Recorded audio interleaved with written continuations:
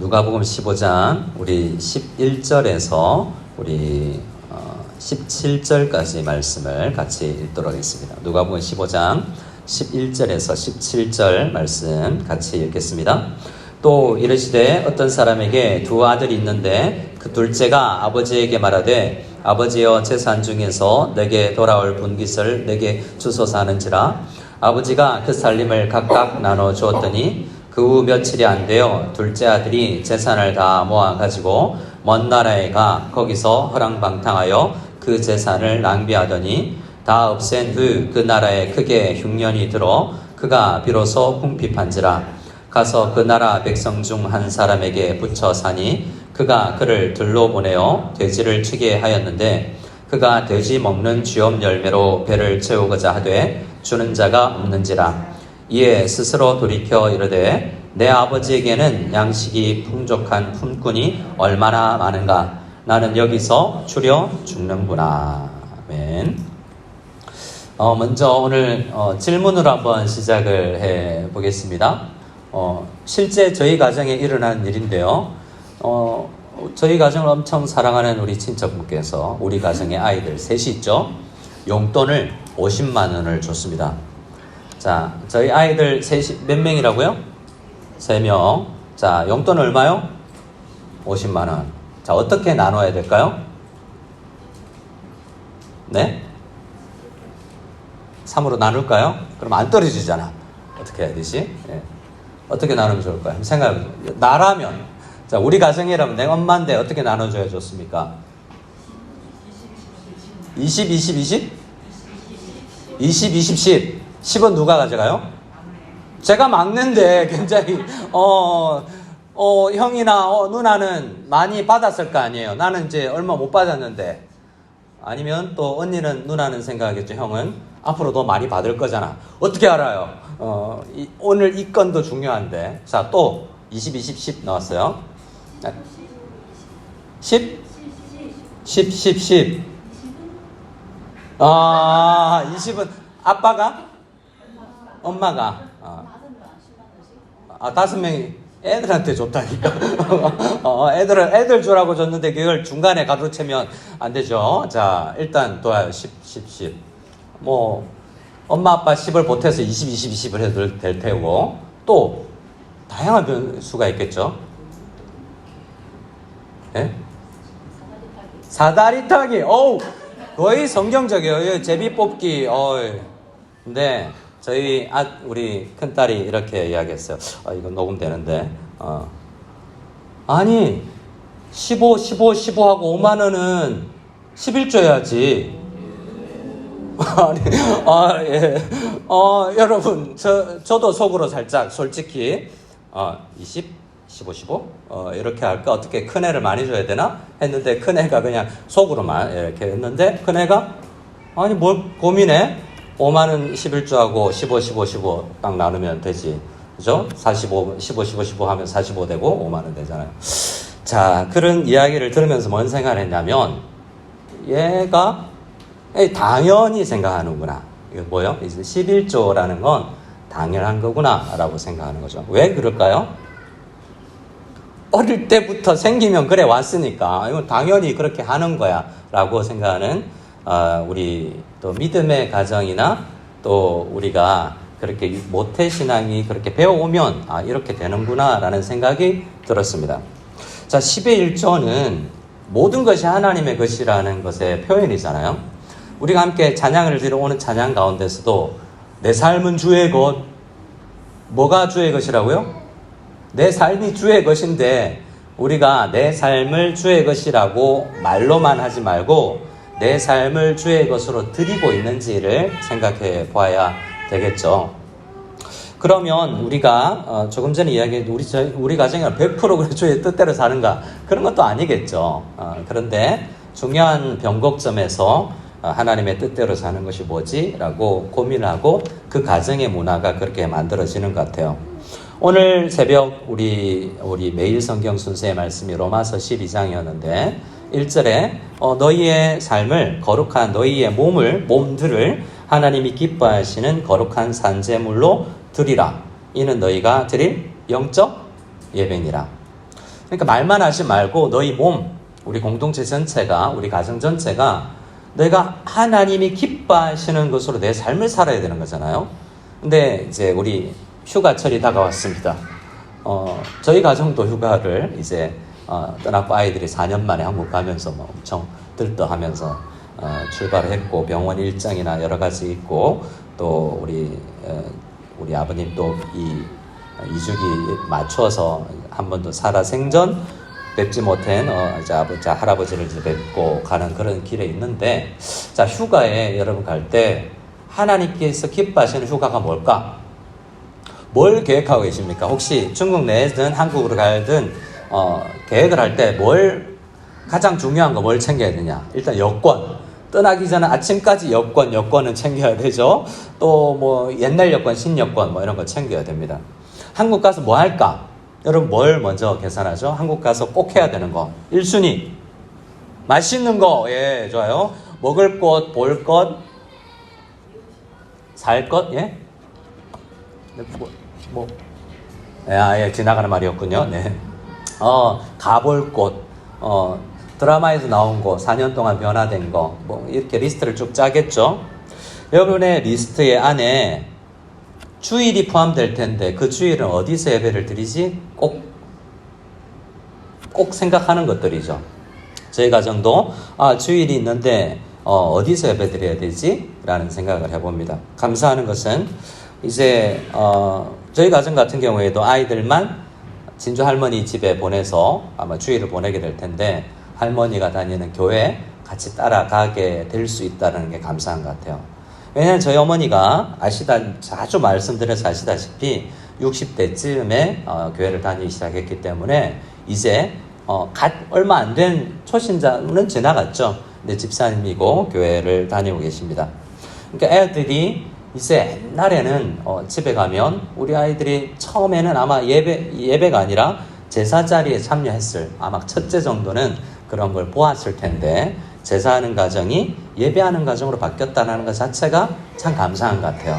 추도식이 예배를 드릴 수 있는 것도 감사죠. 나는 예수님을 믿지만 여러분 가정이나 우리 윗대가 아직 예수님을 믿지 않는다면 또 예수님 믿더라도 교회 이 가정 안의 모든 행사를 예배 형태로 우리가 지내고 있는가는 또 다른 문제죠.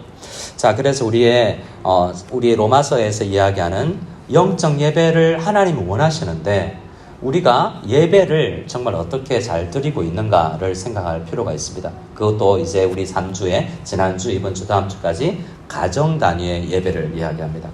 그냥 공동체로도 드려야 되고 개인으로도 드려야 되지만 우리가 가정으로도 예배를 드려야 되는 것이 거룩한 하나님이 기뻐하시는 거룩한 산제물로 우리 자신을 드리는 마땅한 일이거든요. 어떤 선교학자는 이야기합니다. 왜 선교를 해야 될까요? 그분은 이렇게 얘기합니다. 그곳에 예배가 없기 때문에.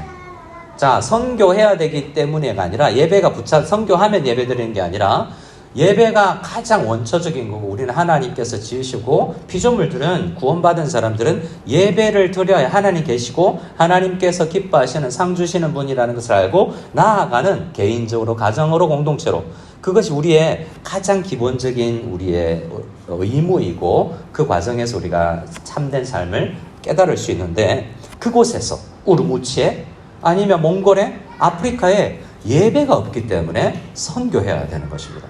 자, 그러면 우리 가정에 예배가 없으면 우리 가정은 어떤 곳이다? 선교지다. 그래서 어떤 사람은 이야기합니다.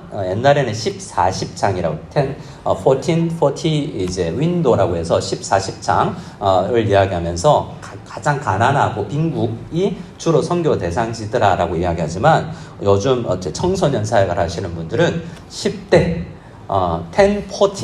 10대에서 14세 이 중딩들이 진짜 선교지다라는 이야기를 하고 땅끝이 어디냐라고 해서 브라질, 페루 이런 쪽이 아니라 그 이제 반대편이잖아요. 한 바퀴 뺑 돌아서 우리 집이 선교지구나라는 이야기를 합니다. 선교지란 전도는 같은 동일 문화권을 이야기한다면 선교는 타 문화권을 이야기하는데 우리 집에도 타 문화권이 있어요.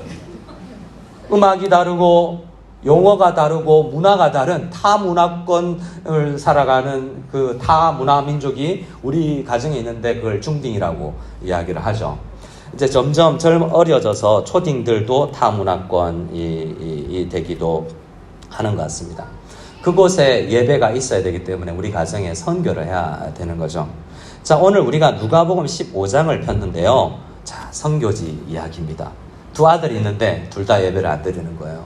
그래서 돌아와야 되는데 그 과정에 대해서 잠시 생각하고 우리 나아가기를 원합니다. 자, 우리 11절 12절을 같이 읽어보겠습니다. 11절 12절입니다. 시작. 또 이르시되 어떤 사람에게 두 아들이 있는데 그 둘째가 아버지에게 말하되 아버지여 재산 중에서 내게 돌아올 분깃을 내게 주소서 하는지라 아버지가 그 살림을 각각 나눠 주었더니 어떠한 이 본문을 유대 입장에서 잘 연구하는 이 아랍권 문화에서 연구하는 분이 계신데 그분이 이 내용을 가지고 현재 유대인들 말고 아랍 문화권, 아직도 성경 문화가 좀 살아있는 그곳에 이 이야기를 해줬더니 그런 돌로 칠 놈들이 다 있나 이런 반응이 나온다는 거죠. 누구를 향해서 그럴까요? 첫째 아들, 둘째 아들. 둘 다예요. 둘 다. 왜냐하면 오늘 말씀을 잘 읽어보면 둘째가 이야기를 하죠. 아버지가 돌아가시면 어차피 아버지 재산 중에 일부는 둘째인 나한테도 올 텐데 그거 미리 주세요 라고 이야기를 하는 겁니다. 아버지에 대한 예우가 없고 돈 중심으로 가정을 생각하는 거죠. 자, 그런데 아버지가 어떻게 합니까? 나에게 돌아올 분깃을 주소서 하는지라 아버지가 어떻게 살림을 나눠주죠? 그 살림을 각각 나눠줬는데 각각 나눠줬다는 것은 어떤 의미예요? 큰아들에게도 줬다는 거예요. 그럼 큰아들 어떻게 해야 돼요? 아버지 안 됩니다. 이 돌로 칠 둘째 내가 이 정신머리 고쳐놓고 오겠습니다 하고 둘째를 끌고 가서 일단 아버지 대신에 두드려 패서 똑바로 살아라고 해야 될 책임이 큰아들에게 있는데 큰아들도 일단 받았어요. 이게 이 내면에 흐르고 있는 전체 흐름은 큰아들이 더 어떤 면에서 더 나쁜 놈이다. 집을 떠난 적 없지만 집 가까이에 늘 맴돌지만 나중에 잔치자리에 들어오지 않으려고 하고 아버지에게 어떤 마음이 회복되지 않은 아버지를 마치 사장처럼 여기고 있는 그런 하나님에 대한 잘못된 인식을 가지고 예배드리지 않는 잔치자리에 참여하지 않는 이 죄인. 또 물론 둘째 아들은 죄인이지만 결국 돌아왔다는 이야기잖아요. 그래서 오늘 이 두 아들 중에 둘 다 탕자인데 돌아온 탕자는 이 둘째 아들이에요. 그러니 이 본문은 아시다시피 돌아온 이 이방인들과 죄인들을 받아들여야 된다라고 하는 그 유대인들에게 주는 그 첫째 아들들에게 주는 메시지죠. 로마서도 9, 10, 11장에 그 이야기 하잖아요. 근데 이 둘째 아들이 어떻게 돌아오는가를 생각해 보기를 원합니다.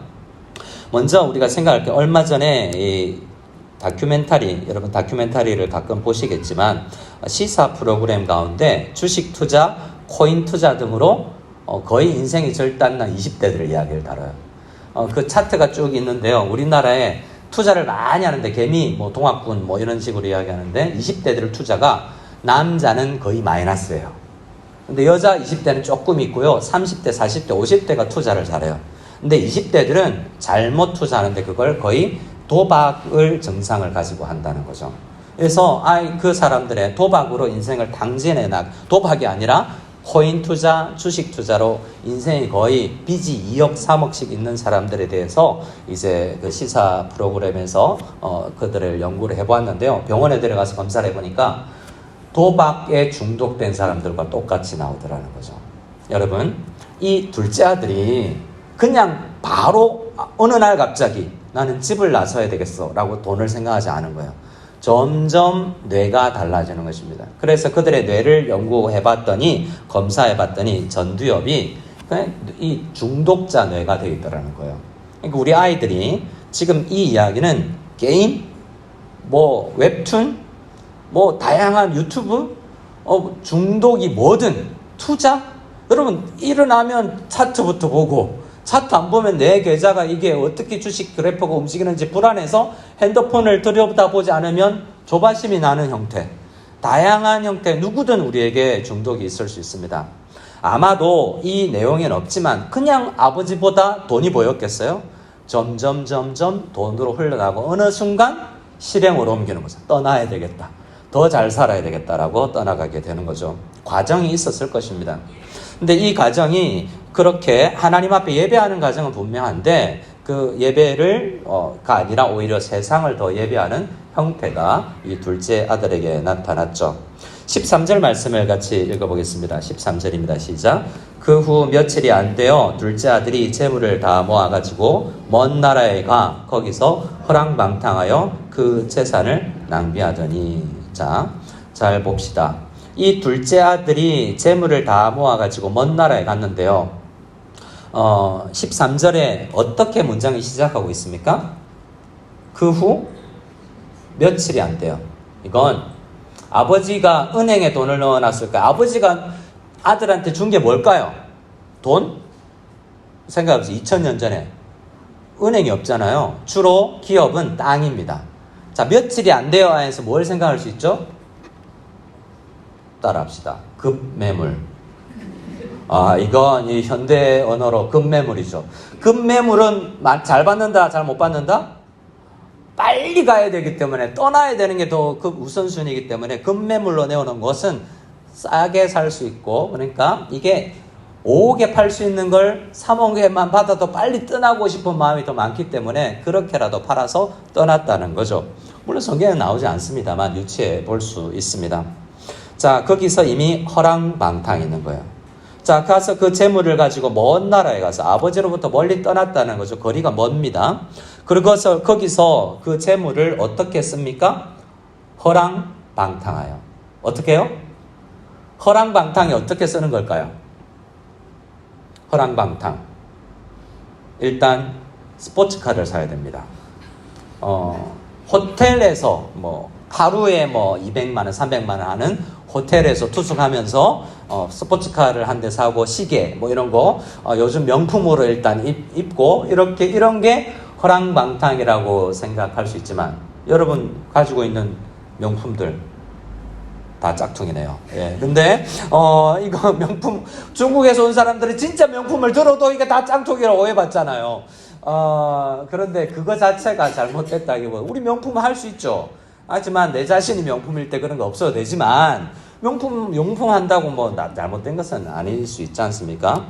여기서 허랑방탕이라는 의미는 성경에서 허랑방탕은 아버지의 뜻대로 쓰지 않은 모든 것이 허랑방탕이에요.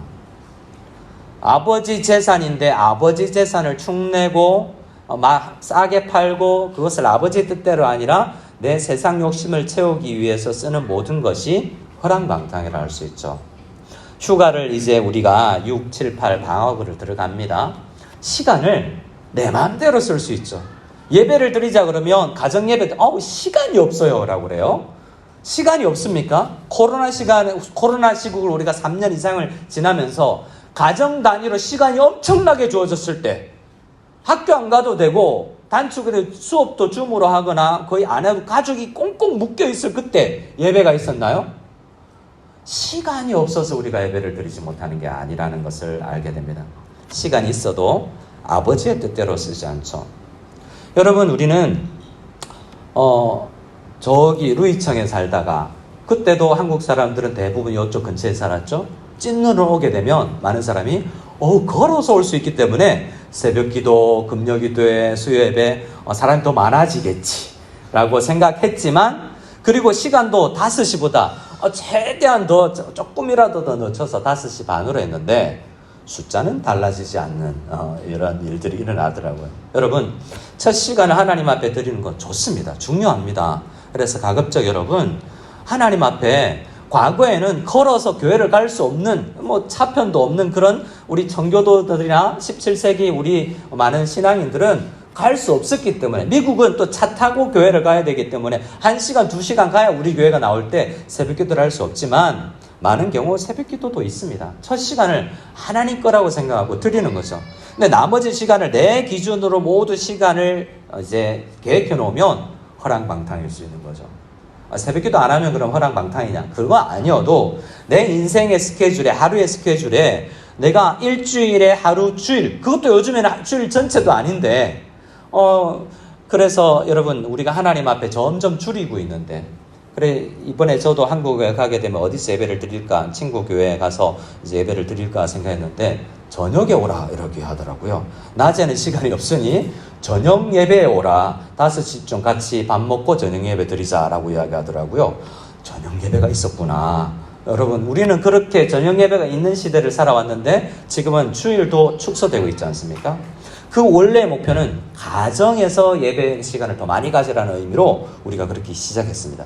그런데 공적으로 저녁에 모여서 드리는 예배를 가정에 돌려줬더니 가정이 그걸 잘 붙잡지 않고 놀고 즐기는 시간으로 쓰고 있더라는 거죠. 어떤 면에서는 허랑방탕이라고 할 수 있습니다. 자, 허랑방탕이 어떤 결과를 냈습니까? 16절입니다. 16절 말씀을 같이 읽어보겠습니다. 시작. 그가 돼지 먹는 쥐업 열매로 배를 채우고자 하되 주는 자가 없는지라. 자, 보세요. 다 14절에 다 없앤 후 아버지 재산 다 없앴어요. 허랑방탕의 극단이죠. 근데 다 없앤 후에 이제 먹고는 살아야 되니 이방인들에게 가서, 유대인들은 돼지를 키우지 않습니다. 왜요? 가죽도 쓸모도 없고 먹지도 않는데 왜 키워요? 돼지를 안 키우는 거죠. 소는 키우지라도. 그러니까 이 돼지를 키운다는 것은 그 땅에 이방인들에게 붙어 사는 것이고, 그 돼지가 먹는 쥐업 열매로 자기를 배를 채워야 되는 이런 극한 상황에 몰린 거죠.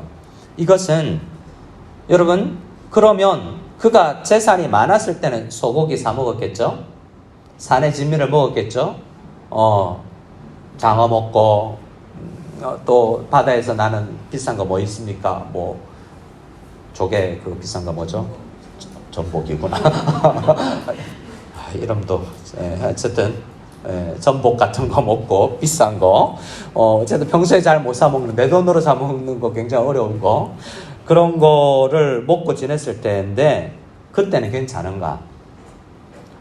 그것이나 쥐업 열매나 세상 것으로 채우려는 것이잖아요. 배를 채우는데, 나를 채우는데 뭘로 채우느냐?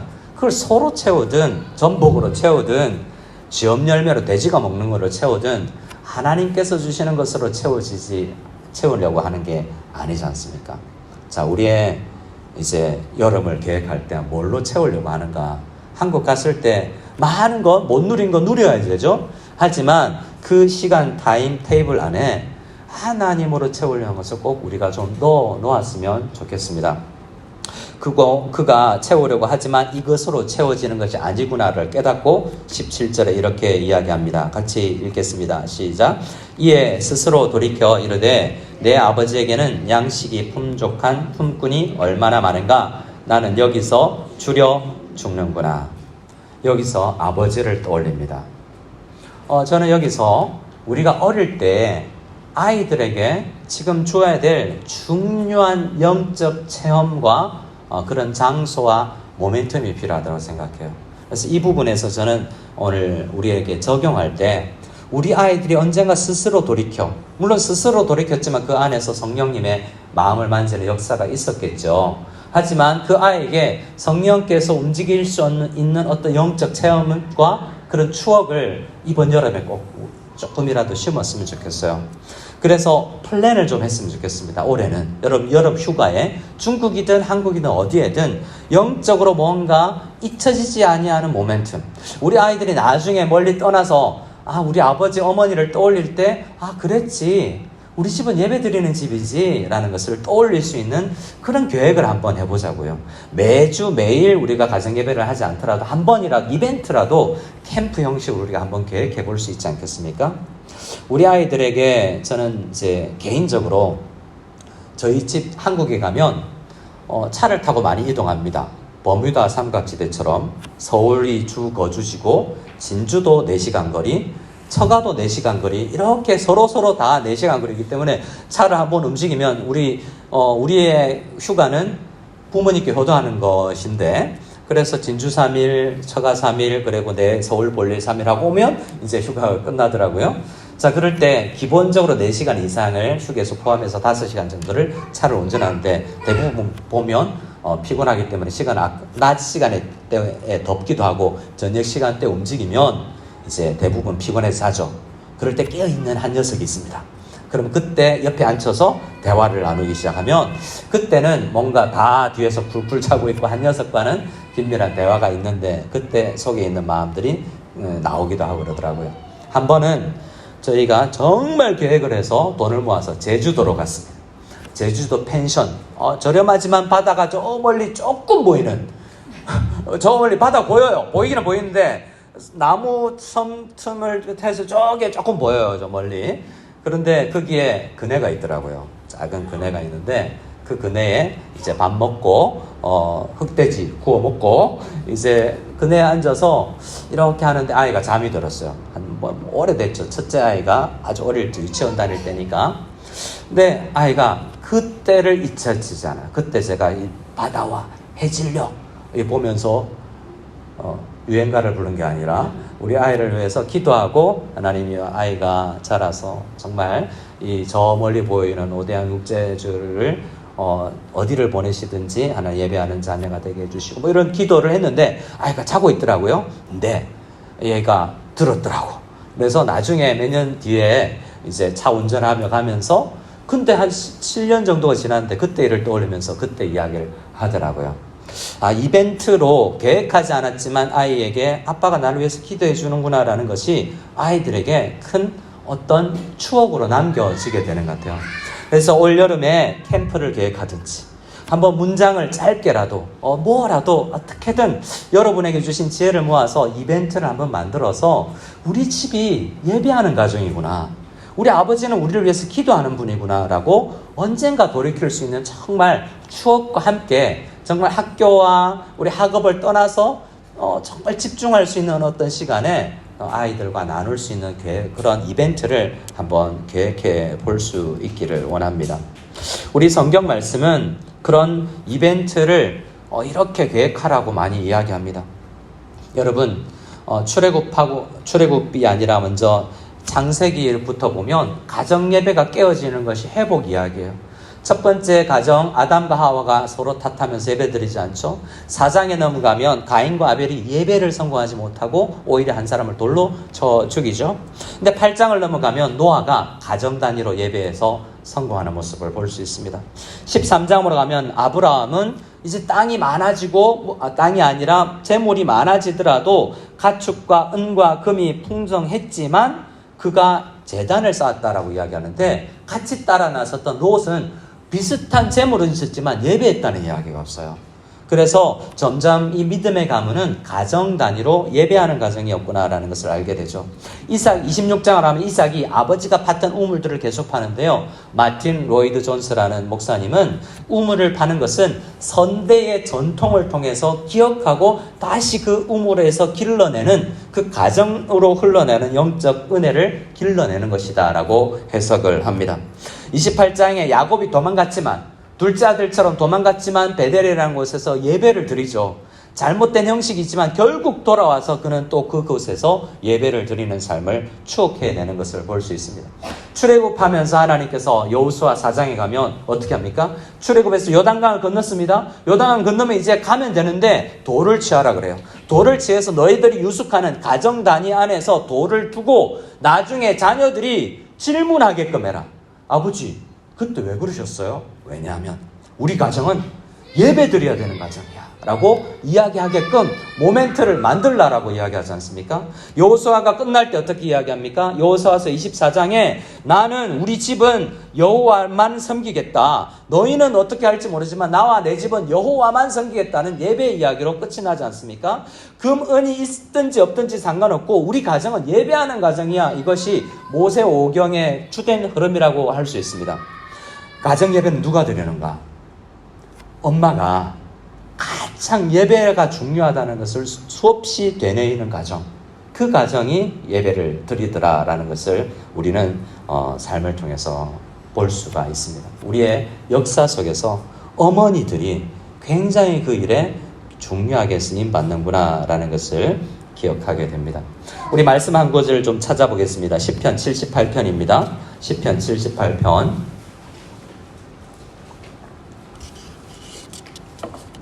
시편 78편, 다윗, 솔로몬으로 흘러나오는 믿음의 어떤 내용인데요. 78편, 우리 말씀을 같이 우리 3절, 4절을 같이 한번 읽어보겠습니다. 78편 3절, 4절입니다. 시작. 이는 우리가 들어서 아는 바요, 우리의 조상들이 우리에게 전한 바라. 우리가 이를 그들의 자손에게 숨기지 아니하고 여호와의 영예와 그의 능력과 그가 행하신 기이한 사적을 후대에 전하리로다. 어디에 전해요? 후대에 전하리로다. 그리고 5절에 여호와께서 증거를 야곱에게 세우시며 법도를 이스라엘에게 정하시고 우리 조상들에게 명령하사 그들의 자손에게 알리라 하셨으니 이는 그들로 후대 곧 태어날 자손에게 이를 알게 하고 그들은 일어나 그들의 자손에게 일러서라고 이야기하면서 성경은 앞대에서 후대로 계속해서 이 예배의 전통을 물려주어야 하는 것을 이야기하고 있습니다. 여러분, 이번에 기도하면서 한번 계획해 보세요. 여러분의 계획에 어떤 휴가지가 있는지 모르지만 단 하루여도 꼭 우리가 영적 요소를 넣어서 남편과 잘 상의해서 기도문을 한번 읽든 사진을 좀 준비하든 조금 이벤트를 아이들의 감동 좀 먹을 수 있는 어떤 걸 준비해서 진지하게 이 영적 대화를 할 수 있는 분위기를 만들어서 엄마가 아빠가 진짜 원하는 건 우리 가정이 정말 예배하는 가정 됐으면 좋겠다. 인생 살아보니 내가 엄마 아빠가 쥐엄 돼지 먹는 쥐엄 열매로 내 배를 채우려고 공부했고 살아왔던 것을 내가 깨닫게 됐다. 진짜 중요한 건 예배하는 거더라 라는 것을 좀 진지하게, 물론 그럴 때 어머니의 평소의 삶을 통해서 제가 이미 알고 있었습니다, 뭐 이렇게 대답을 해주면 너무 행복하게 결말이 되겠지만 그래도 한번 도전해 보시고 우리 아이들에게 정말 잊혀지지 않는 영적 추억을 이 올 여름에 꼭 주었으면 좋겠다라는 생각을 하고, 우리 가정에서도 큰 교회에 부교육자를 하면 수요 예배 새벽기도 안 나가도 점검이 안 돼요. 그래서 수요 예배 안 나가는 분들이 많았는데 저희 가정은 수요 예배를 사모해서 제가 출근해 있으면 아내가 새 때리고, 지금 여기 오기 전이니까 한참 어렵겠죠?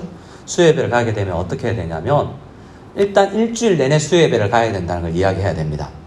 우리는 수요일에 예배 가야 돼. 그날은 그래서 버스 타고 지하철 타고 하면 출퇴근 시간에 거의 저녁의 시간이기 때문에 복잡하기 때문에 일찍 나서야 돼. 그러니까 4시에 우리 출발할 거야. 교회 5시까지 가서 거기서 저녁 도시락을 먹어야 돼. 그러면 그걸 여러 번 강조하고 그래야만 그래야 되는구나를 알게 되는 겁니다.